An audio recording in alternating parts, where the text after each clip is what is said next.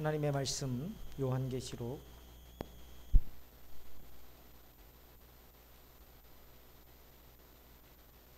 22장 1절로 21절 말씀입니다. 요한계시록 22장 1절로 21절 말씀입니다.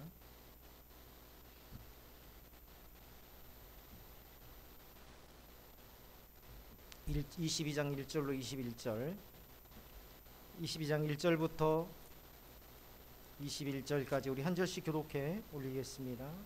또 그가 수정같이 맑은 생명수의 강을 내게 보이니 하나님과 및 어린 양의 보좌로부터 나와서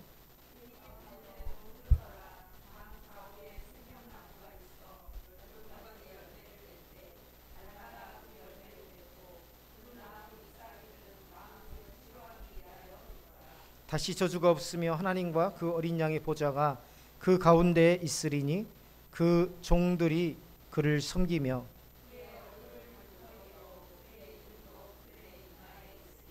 다시 밤이 없겠고 등불과 햇빛이 쓸데없으니 이는 주 하나님이 그들에게 빛이심이라 그들이 세세토록 왕노릇 하리라.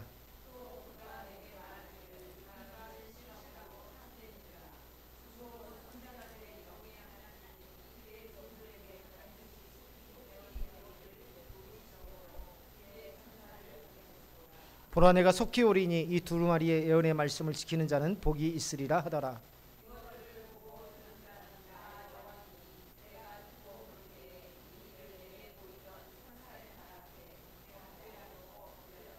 그가 내게 말하기를 나는 너와 내 형제 선지자들과 또 이 두루마리의 말을 지키는 자들과 함께 된 종이니 그리하지 말고 하나님께 경배하라 하더라.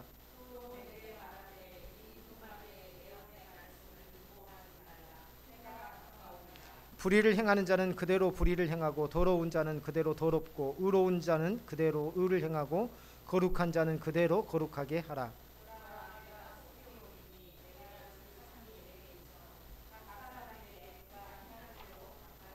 나는 알파와 오메가요 처음과 마지막이요 시작과 마침이라.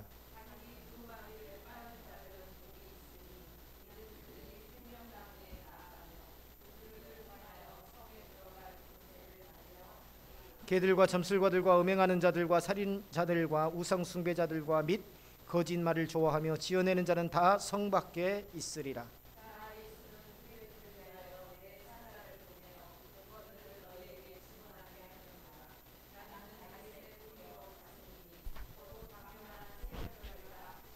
성령과 신부가 말씀하시기를 오라 하시는도다. 듣는 자도 오라 할 것이요 목마른 자도 올 것이요 또 원하는 자는 값없이 생명수를 받으라 하시더라.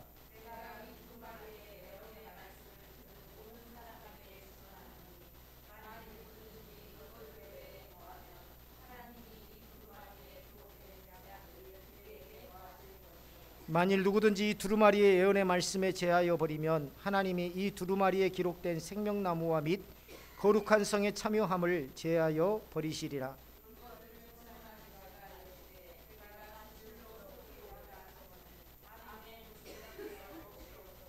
주 예수의 은혜가 모든 자들에게 있을지어다. 아멘. 아멘. 자, 오늘 요한계시록 22장 마지막입니다. 긴 밤이 끝나고 마치 새벽 종소리와 함께 아침이 오는 듯 오늘 성경 맨 마지막에 보면 아멘 주 예수여 어서 오시옵소서.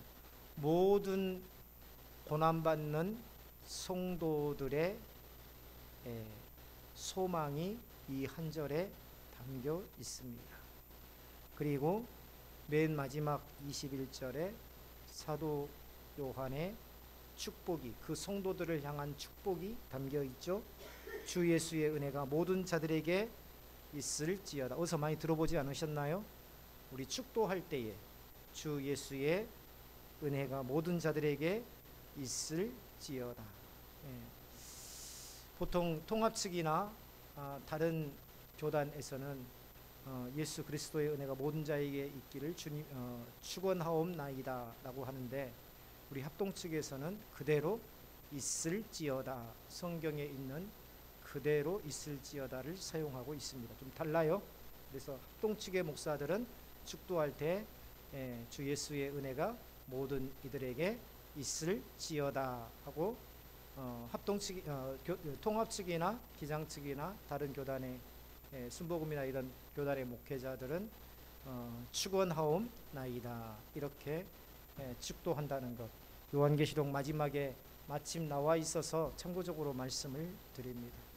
21장에서 우리 지난 시간에 새 하늘과 새 땅, 거룩한 성 예루살렘의 영광이 가득한 것을 우리가 묵상을 나누었습니다.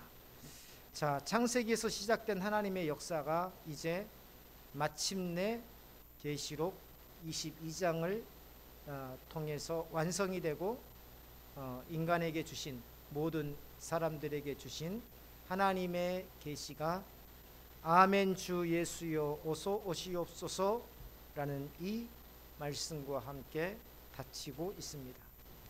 자, 1절에 보면 먼저 사도 요한이 본 것은 수정같이 맑은 생수의 강이라.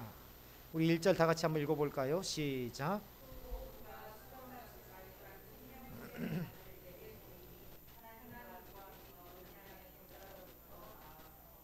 자, 그 강은 어디서부터 나온다고 그랬습니까?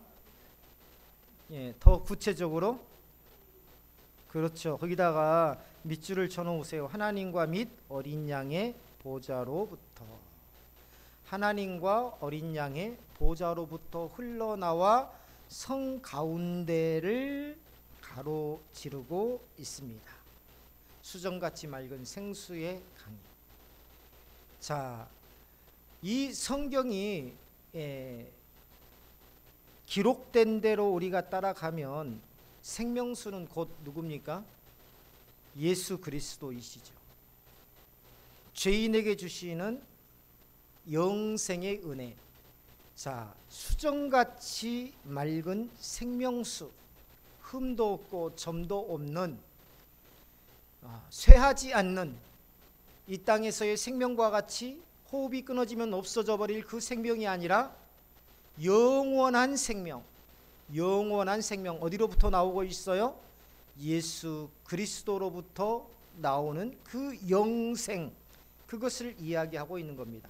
그 영생의 은혜, 그 하나님의 은혜를, 그게 어디로부터 나왔습니까? 그 하나님의 은혜가 예수 하나님으로부터 나와서 어린 양이신 예수 그리스도의 대속으로 인하여서 그 영원한 생명인, 생수와 같은 영원한 생명이 우리에게로 흘러나왔고, 장차 그 영원한 생명을 가지고 우리는 어린 양과 더불어 하나님의 나라에서 영원히 살게 됩니다. 지금 1절이 그 말씀을 하고 있는 거예요. 예수님께서는 요한복음 4장 14절에서 친히 내가 주는 물을 마시는 자는 영원히 목마르지 아니하리니 라고 말씀하셨어요. 여기에서 내가 주는 물, 오늘 계시록 22장 1절에 나오는 생명수 같은 물 아닙니까? 내가 주는 물은, 물을 마시는 자는 영원히 목마르지 아니하리라. 여기서 물은 뭘 말하냐면 바로 계시록 22장에서 1절에서 말하는 생명수를 말합니다. 다시 말하면 생명수는 곧 뭐라고요? 영생을 말한다. 다시 말하면 예수님께서 내가 주는 물을 마시는 자는 영원히 목마르지 아니하리라. 내가 주는 생명이 있는 자는 영원히 살리라. 그래서 요한복음 7장 37절로 38절에 보면 목마르거든 내게로 와 마시라. 생명의 근원이 신천지에서 말하는 이만희 교주나 혹은 신천지에서 나오는 것이 아니라 오늘 1절에 보면 하나님으로부터 그 은혜가 나왔고 어린 양으로부터 그 생수의 강이 흘러나왔고 그 생수의 강을 우리 모든 하나님의 백성들이 누린다라고 기록되어 있어요. 어린 양의 보좌라는 것, 오늘 성경이 증언하고 있지 않습니까? 은혜는 위에서부터 내려오고 구원은 오직 하나님께로부터만 옵니다. 여기서 이미 천국의 질서가 나타나고 있어요. 천국은요, 인간이 중심이 된 나라가 아니에요. 하나님의 완성된 나라는 사람이 중심이 된 나라가 아니에요. 누가 중심이 된 나라예요? 하나님과 및 어린 양이신 예수 그리스도가 중심이 된 나라입니다. 이게 완성된 하나님의 나라입니다.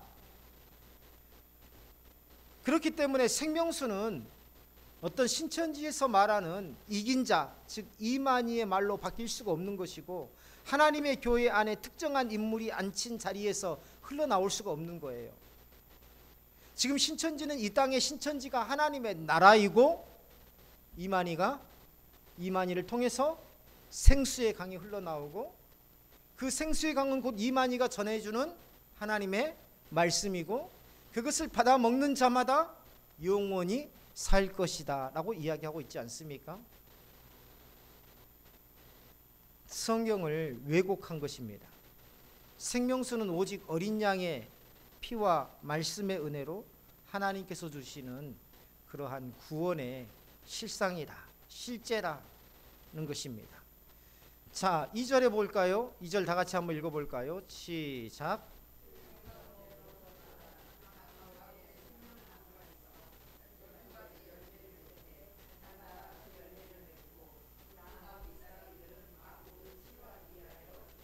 자, 그 강 좌우에는 생명나무가 있습니다. 생명나무 어디서 나왔나요? 창세기 에덴 동산 이야기에서 생명나무가 나왔었죠. 그런데 오늘 요한계시록, 신약의 마지막 요한계시록 22장에서도 똑같이 생명나무가 나옵니다. 자, 에덴 동산은 하나님의 질서가, 하나님의 영원한 생명이 넘쳐 흐르는 곳이었습니다. 그랬죠? 자, 그곳에 생명나무가 뭡니까? 영원한 영생을 상징했어요. 그런데 이 요한계시록 22장에도 생명나무가 등장함으로써 하나님의 나라에서 하나님의 질서가 완전히 회복된 나라, 그리고 또 영원한 생명이 넘치는 그러한 나라라는 것을 우리에게 말해주고 있습니다. 신천지는 여기서 생명나무를 뭐라고 이야기할까요? 이만이라고 합니다. 신천지에서 좋은 것은 무조건 이만이라고 하면 다 맞습니다. 이만이라고 해요. 생명나무를. 생명나무가 이만이래요. 그리고 자기 조직의 목자 곧 교주 이만희. 자, 그러나 오늘 성경이 말하는 생명나무는 어떤 인간이나 어떤 특정한 집단을 말하고 있는 게 아니에요. 자, 에덴에서 뭐가 상실됐어요? 하나님의 질서가 깨지기 시작했죠. 뭐로 인해서? 죄로 인해서. 그래서 그 중간에 뭐가 있습니까? 예수 그리스도의 십자가 대속이 있고, 마지막에 예수님께서 재림하심으로써 모든 하나님의 백성이 들려 올라가고 모든 백성이 거룩해지고, 그 거룩한 가운데에 하나님의 거룩한 영광, 하나님의 영광이 임하였지 않습니까? 하나님의 나라가 완성됐어요. 그래서 이 모든 하나님의 나라가, 하나님의 질서가 완전히 그리스도로 인해서 회복되었다는 것을 상징하는 것이 바로 뭐예요? 생명나무다.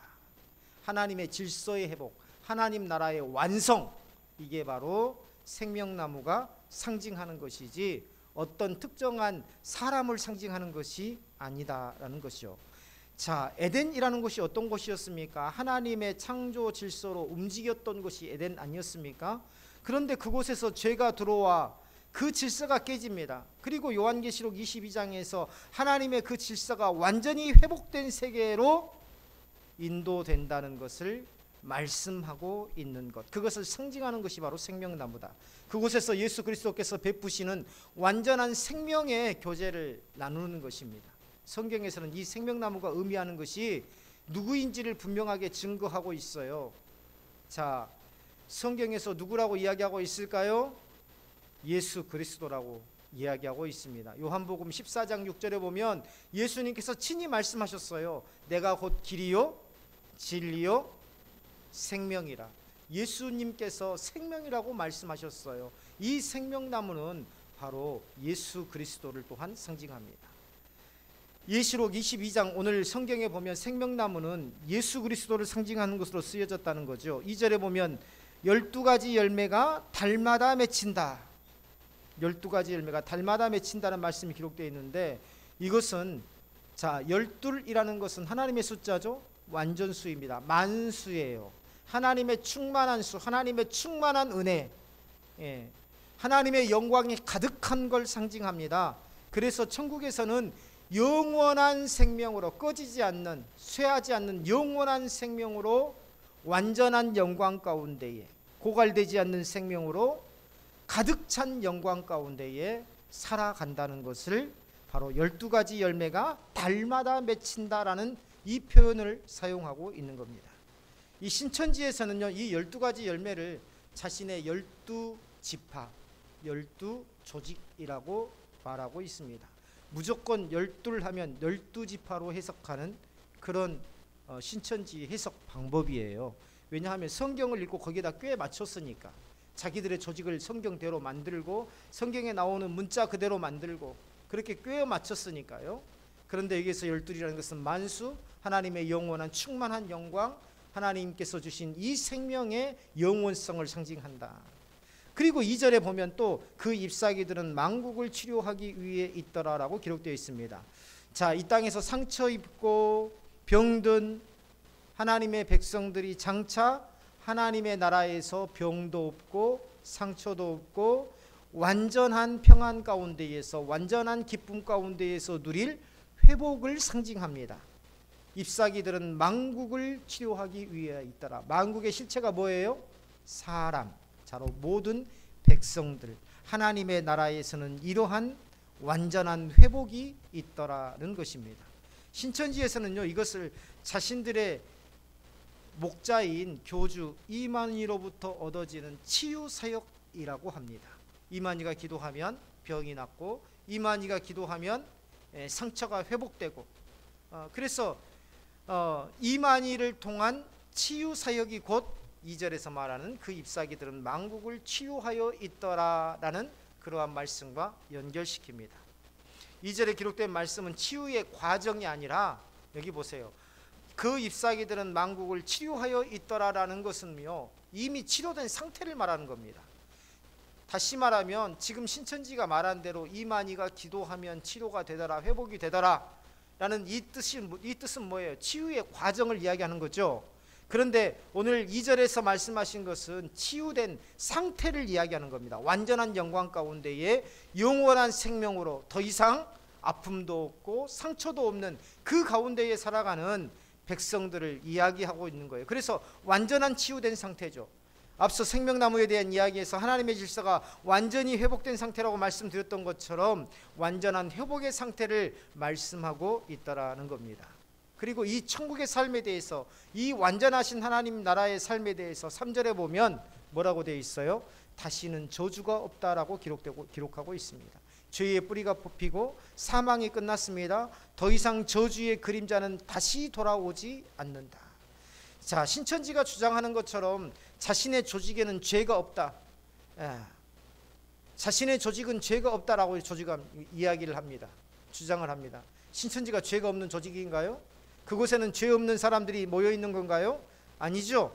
그렇게 주장한다고 해서 죄가 사라지는 게 아닙니다. 죄가 사라진 이유는요, 거룩한 성이 인간의 공로로 세워졌기 때문이 아니라 하나님께서 그리스도 안에서 죄를 사하시고 죄 사하심을 통해서 구속을 완성하셨기 때문입니다. 그곳에서는 하나님과 어린 양의 보좌가 가운데에 있고 그 종들이 그를 섬기며 그의 얼굴을 본다라고 3절 4절에서 기록하고 있어요. 여기에서 얼굴을 본다라는 것은요, 이 신천지에서는 뭐라고 해석을 하냐면 교주 이만희의 얼굴을 본다라는 뜻으로 해석합니다. 제가 말씀을 드렸죠. 신천지에서는 절대 이만희를 직접적으로 재림 예수라고 말하지 않는다고요. 근데 얼굴을 본다라는 것을 누구를 본다로 해석해요? 이만희를 본다라는 것으로 해석함으로써 자연스럽게 이만희가 재림 예수라고 믿게 하는 것입니다. 바로 그런 교묘한 방법으로 재림 예수라는 것을 쇠뇌시키고 있는 거죠. 자, 좀 더 자세히 말하면 하나님의 얼굴, 예수 그리스도의 얼굴을 이만희를 대면하면 보게 된다라고 말합니다. 그러나 하나님은 영이시기에 땅에서는 그 얼굴을 직접 뵙지 못하죠. 그렇지만 장차 우리는 하나님의 나라에서 얼굴과 얼굴을 대하여 하나님의 아들이신 예수 그리스도를 뵙게 될 것이다 라고 고린도전서 13장에서 이야기하고 있습니다. 자, 피조물인 우리가, 불완전한 우리가 이제 완전체가 되어서 누구를 배워요? 하나님은 소멸하시는 하나님이라고 그랬어요. 죄를 가지고 가까이 갈 수 없어요. 왜 그렇습니까? 우리가 죄가 있으므로 우리가 소멸해버리기 때문에. 예. 그래서 하나님과 이 땅에서 하나님의 얼굴과 우리의 얼굴을 대면할 수가 없습니다. 그러나 그 나라에서는 우리가 어떻게 돼요? 완전체가 되는 거죠. 영원한 거룩한, 영원히 거룩한, 완전한 거룩한 이 존재가 되는 거죠. 그래서 주님과 더불어서 얼굴과 얼굴을 대하며 영원히 살게 되더라는 겁니다. 여기에서 하나님을 본다는 것을 하나님이 거하시는, 신천지에서 말하는 예수의 영이 임한 신천지의 이만희의 얼굴을 보는 것이라고 말하면 하나님을 인간의 그릇에 가두는 그러한 심각한 성경적 오류에 빠지게 됩니다. 자, 5절에서요. 한번 읽어볼까요? 5절 시작.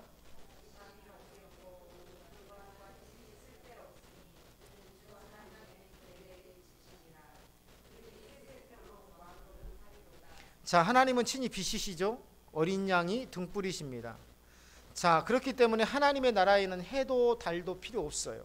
왜냐하면 하나님의 나라에서는요, 요즘에 최근에 기사를 봤는데요, 모든 기업들이 앞다투어서 자동화를 실시하고 있답니다. 앞다투어서 자동화를 실시하고 있대요. 왜 그러냐면, 그러면 이제 갈수록 어때요? AI가 도입되면 많은 실업률이 생기겠죠. 정말 큰일 났습니다. 여기에 대한 고용에 대한 대책도 세워지지 않고, 기업들은요, AI가 지금 나오는 대로 굉장히 빠른 속도로 AI를 도입을 하고 있어요. 왜냐하면 사람들이 인간들을 고용하면 그 공장 안에 있는 수백 명의 인간들을 먹여야 돼요. 휴가 줘야 돼요. 휴가비 줘야 돼요. 또 난방해 줘야 돼요. 여름철에는 냉방해 줘야 돼요. 또 어떻습니까? 또 불 켜줘야 돼요. 네, 환하게 불을 켜줘야 돼요. 근데 AI를 도입하면 밥 먹을 필요도 없죠. 휴일도 필요 없죠. 전기도 안 켜도 된답니다. 캄캄한 속에서 그냥 저기들이 알아서 센서를 잡아가지고 다 일을 한대요. 불 킬 필요도 없죠. 예, 전기세도 안 들어가요. 더 적게 훨씬 더 적게 들어가요. 난방도 필요 없죠. 냉방도 필요 없죠. 그 전기는 기계를 작동하면서 들어가는 전기이기 때문에 사람을 쓴다 하더라도 어차피 기계는 작동하잖아요. 그렇기 때문에 효율 면에서 이 전기세도 이 사람이 직접 할 때보다도 난방, 냉방, 또 불을 밝혀야 되죠. 또 이러한 것들을 따지게 된다면 훨씬 더 적은 전기세가 들어간답니다. 그렇기 때문에 전부 다 이 기계로 지금 굉장히 빠른 속도로 바꾸고 있다고 해요. 예. 저희 형님도 지금 현대자동차, 기아자동차 협력업체 이사로 근무하고 있는데, 저 한평에가 원래 본사는 광주 하남공단에가 있고요. 거기에 이제 공장이 앞에 자동차 범퍼 만드는 그런 회사인데요. 공장이 어마어마하게 큽니다. 그 공장에서 총 책임을 맡고 이사로 책임을 맡고 있는데 거기에 직원은 몇 명 안 돼요. 왜냐하면 전부 다 로봇팔이 합니다. 거기서 전부 다 자동화가 되어 있어요. 사람은 몇 명 안 돼요. 그냥 사람은요, 가끔 가서 고장난 거 손보고 수리만 하면 됩니다. 자, 무슨 말을 하려고 하냐면 이 완전히 자동화가 되면 더 이상 불을 켤 필요도 없고 난방도 할 필요도 없고 냉방도 필요 없다. 하나님의 나라가 그런 곳이에요. 하나님께서 친히 빛이 되시고 하나님께서 친히 완전한 그러한 이 거룩한 분이시기 때문에 더 이상 하나님은 하나님의 나라에서는 더 이상 뭐도 없어요. 해도 필요 없고 달도 필요 없다. 이 말은요, 더 이상 이 신천지가 말하는 것처럼 이 목자나 전도자와 같은 자가 필요 없다는 것입니다. 더 이상 복음을 전할 필요가 있어요, 없어요? 없다는 거예요. 네. 그건 성경에 안 나와서 저도 잘 몰라요. 거기에는 완전함만 있는데 심심함이 있을까요? 우리가 생각하는 근심, 걱정, 심심함 이런 것 자체가 없겠죠. 예, 완전함. 나중에 제가 가보고 나서 제가 연락해 드릴게요. 우리가 성경에 없는 걸 가지고 자꾸 이야기를 하면은요 안 돼요. 예, 성경에 없는 거 가지고 이야기하면 안 됩니다. 자, 뭐라고요? 장로님 먼저 가서 전화해 주신다고요?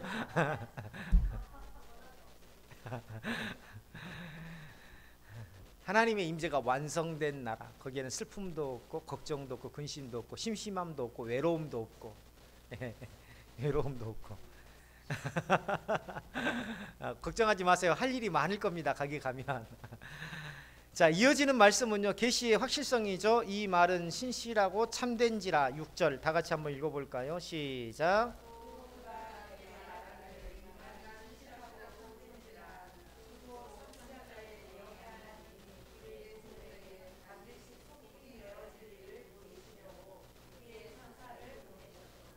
네, 아멘.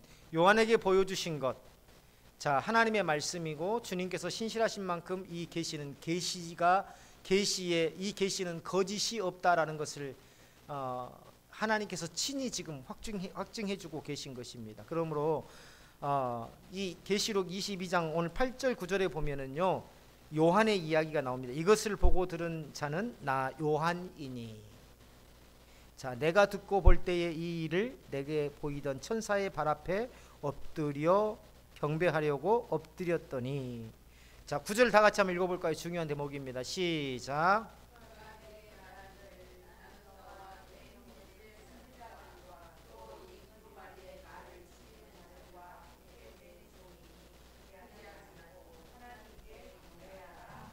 아멘. 자, 9절에서 아주 중요한 부분이 나왔어요. 천사의 발 아래 엎드려서 요한이 경배하려고 합니다. 누구를? 천사를. 그러니까 천사가 뭐라고 합니까? 그래, 나도 종이야. 나도 너나 선지자들과 같은 종에 불과해. 나한테 절하지 마. 나한테 절하지 말라는 것은 오직 누구한테만 경배하라는 겁니까? 하나님께만 경배하라는 거예요. 그래서 이 땅에 그 누구한테도 경배해서는 안 돼요. 이 땅에 그 누구한테도, 어떤 존재한테도 경배해서는 안 됩니다. 오직 누구한테만? 하나님께만 경배해야 됩니다. 예. 이것을 깨닫지 못하면은요 자꾸 사람한테 소망을 두고 사람한테 이 경배하고 그렇게 됩니다. 계시를 받았다는 자, 특수한 사역을 한다는 자, 놀라운 능력을 말하는 자, 이런 자들이요 얼마나 주변에 많습니까? 그렇죠? 스스로 내가 재림 예수라고 하는 자, 스스로 내가 치유의 능력이 있다고 하는 자, 또 내가 예언의 말씀을 받았다고 하는 자, 내가 다른 사람들이 감당할 수 없는 엄청난 기적을 행하며 특별한 사역을 감당한다고 하는 자들, 그런 자들이 얼마나 많습니까? 그렇지만 그들은 경배의 대상이 될 수 없다? 될 수 없다. 결코 될 수 없다. 오직 이 천사가 말하기를 나는 너와 함께 된 종이라. 누구에게만 경배하라? 하나님께만 경배하라. 하나님께만 경배하라. 그런데 신천지는요 이 계시의 성취를 독점한 자를, 자 오늘 이 계시, 이 계시가 지금 누가 보고 들었습니까? 요한이 보고 들었죠. 그래서 계시의 성취를 보고 경험한 자가 요한이라고 신천지에서는 말해요. 그리고 이 요한을 누구라고 이야기할까요? 좋은 것은 다 이만희가 하는 거예요. 그 이만희를 새 요한이라고 말합니다. 새 요한. 그래서 이만희만이 이 계시를 실상으로 받았고 받아 먹었고 이 계시를 받았다라고 이야기합니다. 예.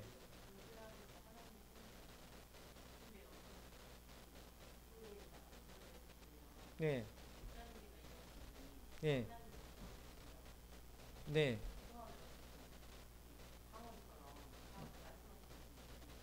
네. 네. 그래서 분별력이 있어야 됩니다. 분별력이 있어야 돼요. 분별력이 있으려면 우리가 뭘 알아야 돼요? 성경 말씀을 알아야 됩니다. 그래서 때로는 거짓 종들이 있어요. 거짓 종들이 있고, 거짓 종들이 우리 이종호 집사님이 이야기했던 것처럼 지난 주일날 오후에 설교했었죠. 내가 하나님의 유익을 위해서 살지 않고 내 이익을 위해서 하나님의 이름을 파는 자들이 생각보다 굉장히 많습니다. 그런데 우리가 분별할 수 있는 방법은, 성경에서 말하는 방법은 딱 한 가지예요. 뭘까요? 네? 아니에요. 그들의 열매를 보아서 안다고 그랬습니다. 그들의 열매. 열매라는 것은 무엇입니까? 그들의 삶을 보아서 안다는 거예요. 그들의 삶. 그들이 무엇을 추구하고 있는지, 그들이 어떻게 살고 있는지, 그들이 사람들을 어떻게 대하고 있는지, 그들이 무엇을 취하고 있는지.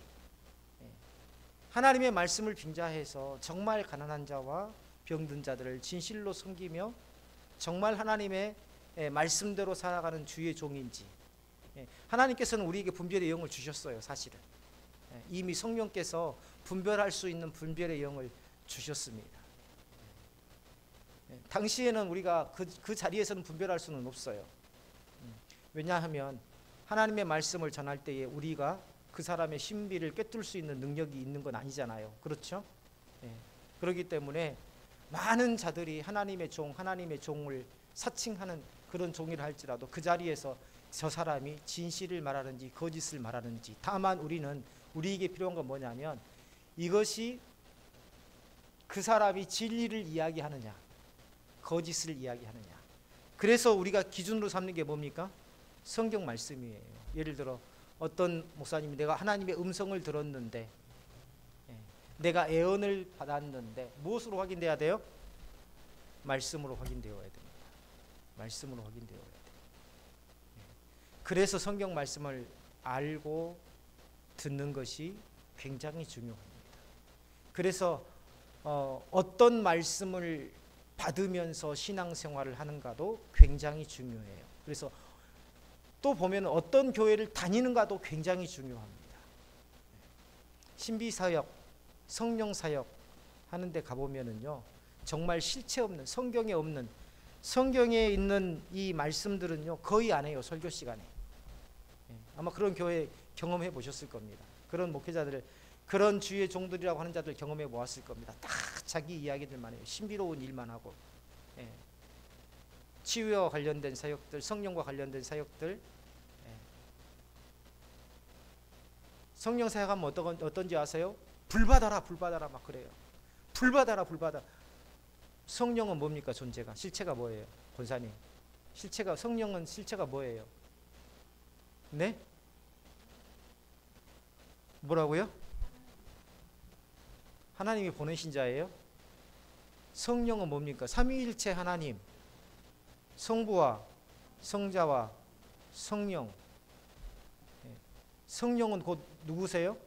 하나님이세요. 하나님 본체이세요. 하나님을 던지고 받는다? 이 자체가 잘못된 겁니다. 그렇죠? 하나님을 물질적으로 취급하는 거와 똑같은 거예요. 성령을 받는 게 아니에요. 성령의 충만함을 누리는 겁니다. 단지 물론 우리가 모르고 성령 받는다, 성령 받는다. 우리가 그런 것에 익숙하잖아요. 그런 말에. 그래서 받는다라는 것은 누린다라는 의미로 하는 거지. 그런데 의식적으로 마치 불덩이를 던지듯 성령 받아라, 성령 받아라 하는, 성령 사역 현장에 가보면 그래요. 그런 것들 자체, 그러니까 우리가 복음적인 교회를 다니면 그것을 분별할 수 있는 분별의 영이 나도 모르게 주세요. 하나님께서. 우리 강락교회 다니다가요, 어디 성령 사역하는 교회에 가보세요. 견딜 수 있나? 못 견뎌요. 왠지 아세요? 너무 말씀이 달라요. 본질이 말씀이 아니라는 것을 깨닫게 돼요. 마음이 불편해지기 시작해요. 하나님께서 지키시는 거죠. 성령께서 지키시고 보호해 주시는 겁니다. 우리가 분별하지 못한다고 하지만 분별하게 돼요. 보면 항상 열매를 보아서 안다고요. 이 거짓 선지자들은 항상 그 삶에 거짓의 열매가 드러나기 시작하게, 자세히 보면 거짓의 열매가 있습니다. 거짓 선지자들은. 자, 그래서 교주 이만희에게, 신천지에서는 교주 이만희에게 배우는 것이 구원에 이르는 첫걸음이라 이렇게 말하죠. 계시는 교회를 통해서 열려 있는 거예요. 계시는 어디를 통해서 열려 있다? 교회를 통해서 열려 있다. 교회를 통해서 열려 있다. 예수 그리스도의 몸된 교회를 통해서 말씀이 전해지고 그 말씀이 깨달아지도록 하신 것입니다. 때로는 목회자가 말씀을 잘못 전할 수도 있어요. 그런데 이게 어떤 과정에서 걸러지기 시작해요? 교회 공동체 안에서 걸러지기 시작합니다. 무엇을 통해서? 사역을 통해서. 우리가 모두가 같이 사역을 하면서 이 공동체가 굴러가면서 잘못된 부분이 걸러지기 시작하는 거예요. 이 교회는 누가 세워가기 때문에? 하나님께서 세워가시기 때문에.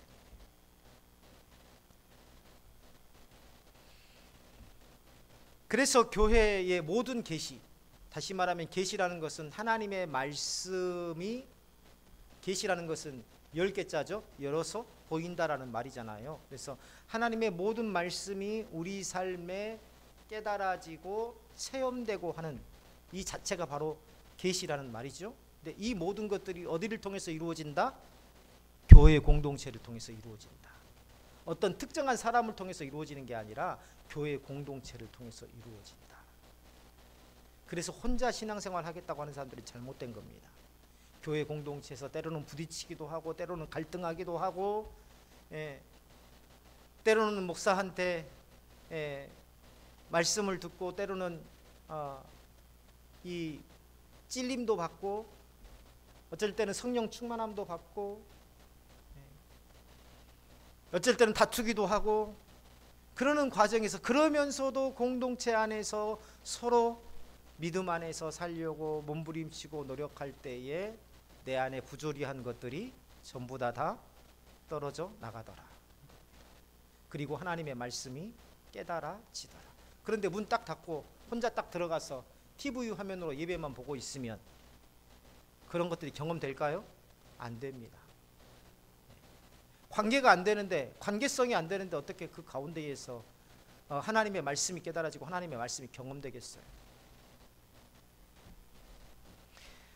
자, 또 10절에 보면 주님께서는 뭐라고 하냐면 이 두루마리 예언의 말씀을 임봉하지 말라라고 말씀하십니다. 우리 10절 다 같이 한번 읽어볼까요? 시작.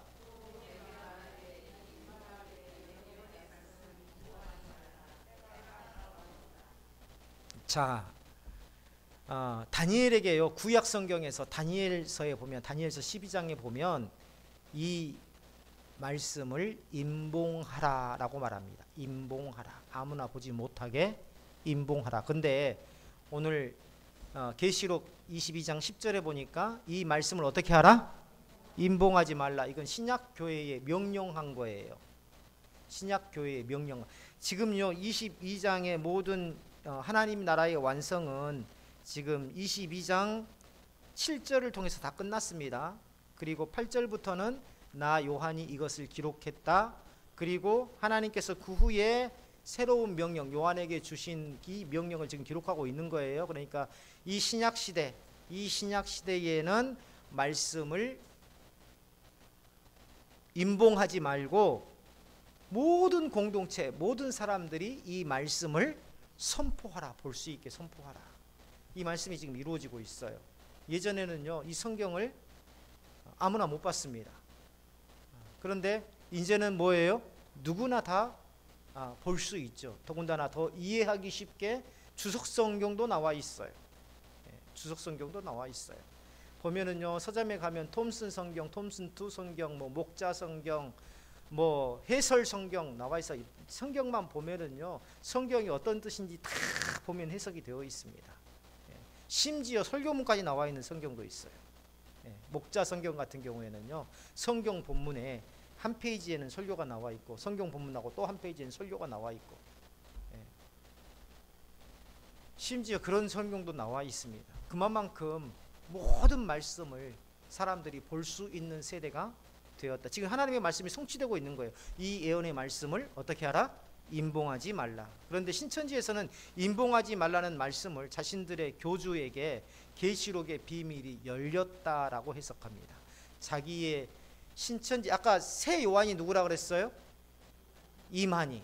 그래서 지금 새 요한에게 이 계시의 말씀을 임봉하지 말라는 이 하나님의 말씀을 뭡니까? 교주 이만희가 이제 이 말씀을 받았고 이것을 임봉하지 말고 모든 사람들에게 누구에게 전하라? 교주 이만희를 통해서 모든 사람들에게 전해라라는 것으로 해석을 합니다. 그래서 이 교주에게 이 계시록, 사실은 이 예언의 말씀을 임봉하지 말라는 것은 이 모든 말씀을 모든 하나님의 말씀을 의미하는 거거든요. 근데 이 계시록에 한정해서 계시록의 비밀이 누구를 통해서만 열렸다? 이만희를 통해서만 열렸다라는 식으로 해석을 하고 있죠. 그래서 모든 사람이 그에게 와서 배워야 한다라고 주장합니다. 하지만 임봉하지 말라는 것은 특정한 인물에게만 열어두라는 뜻이 아니라 교회가 읽고 듣고 지키도록 공개하라는 것입니다. 모든 말씀을. 지난 주일에 제가 한번 말씀을 드렸죠. 저 전주에 있는 모 교회에는 목사님이 주일 설교도 전부 다 프린트 해가지고 설교문 자체를 나눠주고 그것을 그대로 90% 이상을 설교문대로 설교 시간에 설교하시더라. 그건 절박함이 묻어 있는 거예요. 그 목사님의 절박함. 어떤 절박함? 아무리 말해도 돌아서면 잊어버리거든요. 아무리 가도 설교 시간 딱 가면은 권사님이건 집사님이건 안수 집사님이건 장로님이거든 마치 세상 사람처럼 사는 거거든요. 이게 제발 말씀대로 한 주간 살아라고, 잊지 말고 살아라고 그 설교문 자체를 들려서 보내는 겁니다. 목사님의 절박함이 묻어 있는 거예요.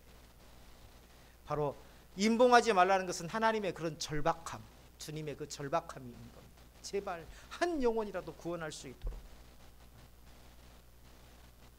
계시록은 어떤 사람의 소유가 아니라 일곱 교회라는 것은, 일곱이라는 건 뭐예요? 완전수죠? 하나님의 숫자죠? 모든 교회, 이 땅의 모든 교회의 유산이 바로 계시록입니다.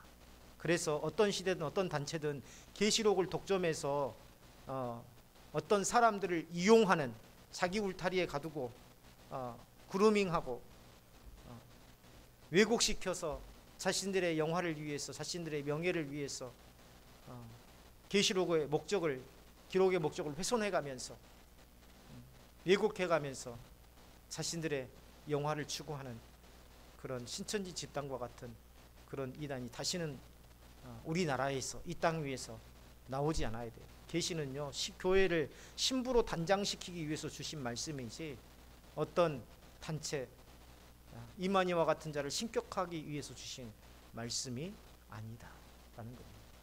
분명히 아셔야 돼요. 교회는 목사를 위해서 존재하는 게 아닙니다. 교회는 목사를 위해서 존재하는 게 아니에요. 목사도 교회를 위해서 존재합니다. 교회가 뭐예요? 믿음의 공동체입니다. 교회의 실체는 믿음의 공동체예요. 단지 말씀을 전하는 데 있어서 혹 다른 데 근심을 두고 다른 데 마음을 두면 말씀을 제대로 준비할 수 없기 때문에 교회가 목회자에게 일종의 말씀에 전념할 수 있도록 편리를 제공하는 것이지 목사 개인을 위해서 교회가 존재하는 것이 아니다. 그런데 이 땅 위에서 한 목사 한 사람의 교회가 되어가고 있는 교회들이 얼마나 많습니까? 우리는 항상 그런 교회가 되지 않도록 항상 조심해야 됩니다. 11절 우리 다 같이 한번 읽어볼까요? 시작.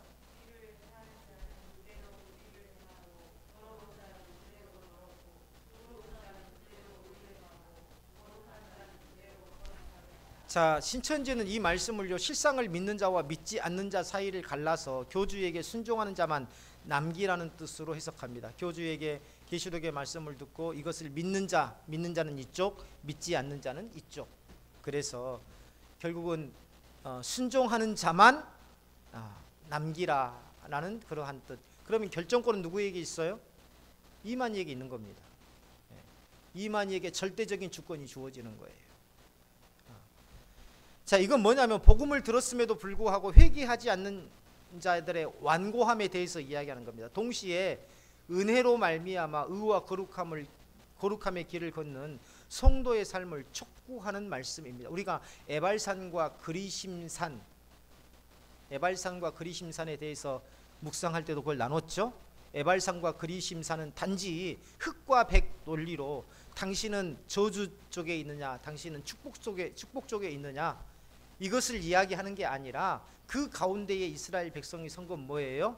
우리가 비록 죄인일지라도 예수 그리스도의 그러한 희생 제사로 인해서 우리가 하나님의 백성으로 살아갈 수 있습니다라는 그런 뜻이라고 말씀을 드렸습니다. 그랬죠? 그래서 거기에서 번제와 화목제를 드렸지 않습니까? 주님은 보라 내가 속히 오리니 3번이나 말씀하고 계세요. 7절, 12절, 20절. 내가 줄 상이 내게 있어 각 사람에게 그 해가 행한 대로 갚아주리라.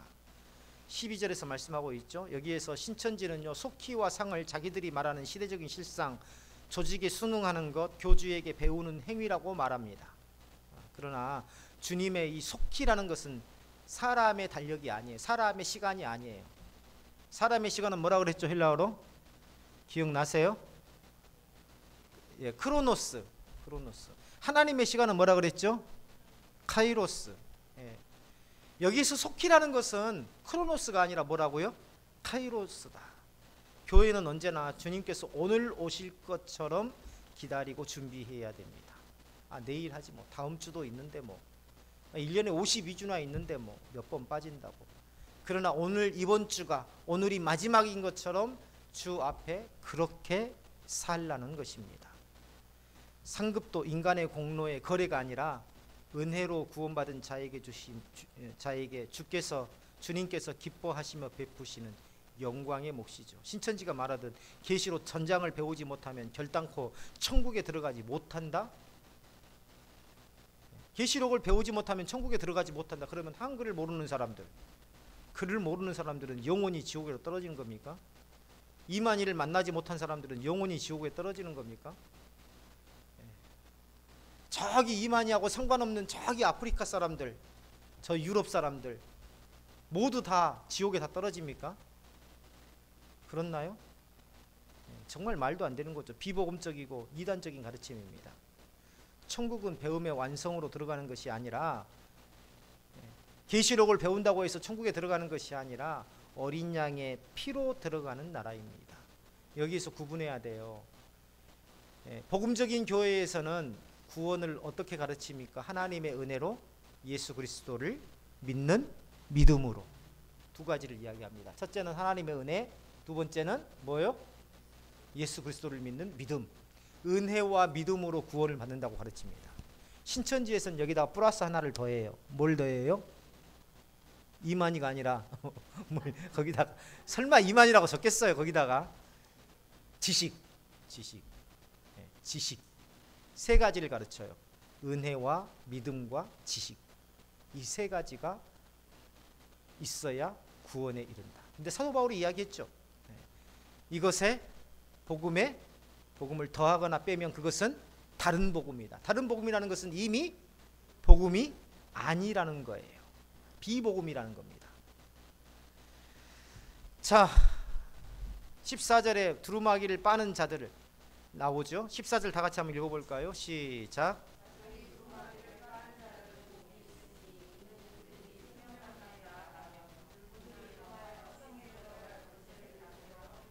자, 여기서요, 두루마기를 빠는 자들. 자, 우리도 해석할 수 있습니다. 이제 요한계시록 쭉 해왔기 때문에. 이정영 원사님, 두루마기를 빠는 자들이 뭐를 의미할까요? 아니요, 신천지 말고 우리의 해석. 예, 우리 권사님의 생각. 두루마리를 빠는 자들은 어떤 것을 상징할까요?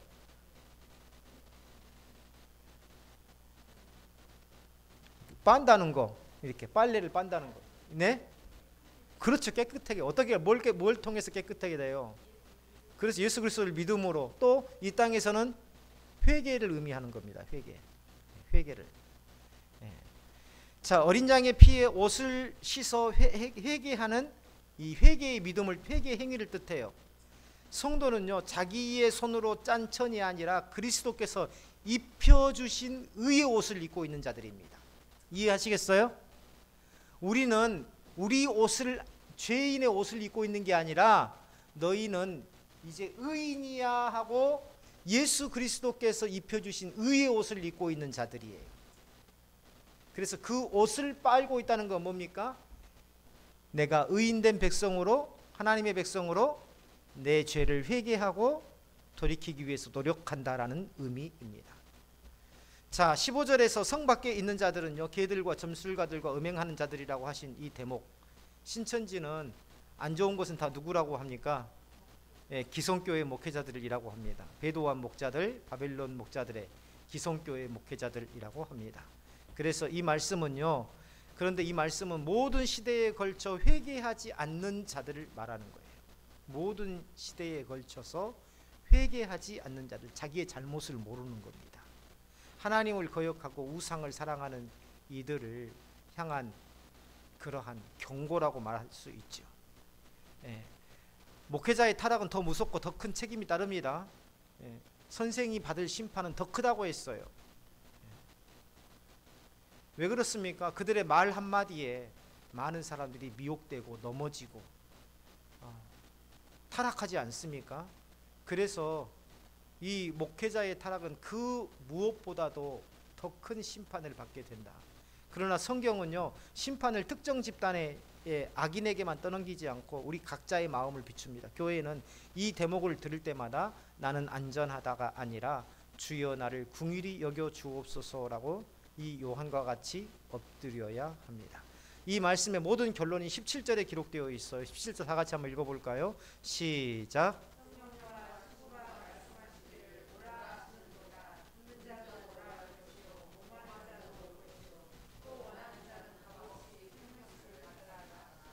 자, 여기에서 죄로 인해서 타락한 백성들을 하나님께서 멸하시기 위해서 노아에게 명령해서 노아의 방주를 만들게 하십니다.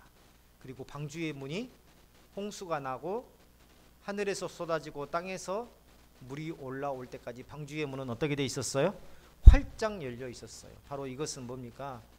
하나님께서 마지막 심판에 이르기 전까지 교회의 문을 활짝 열어놓겠다라는 말씀입니다.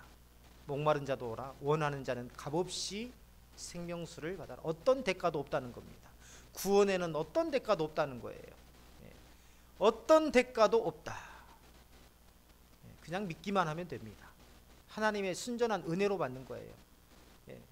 지식도 필요 없습니다. 은혜는요, 교주의 강의로 얻는 지식도 아니고 신천지와 같은 단체에 충성해서 얻는 자격도 아닙니다.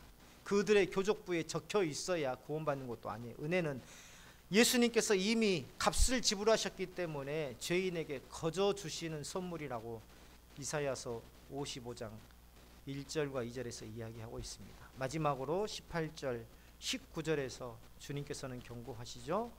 내가 이 두 마리 예언의 말씀을 듣는 모든 사람들에게 증언하는 18절 19절 다 같이 한번 읽어볼까요? 시작.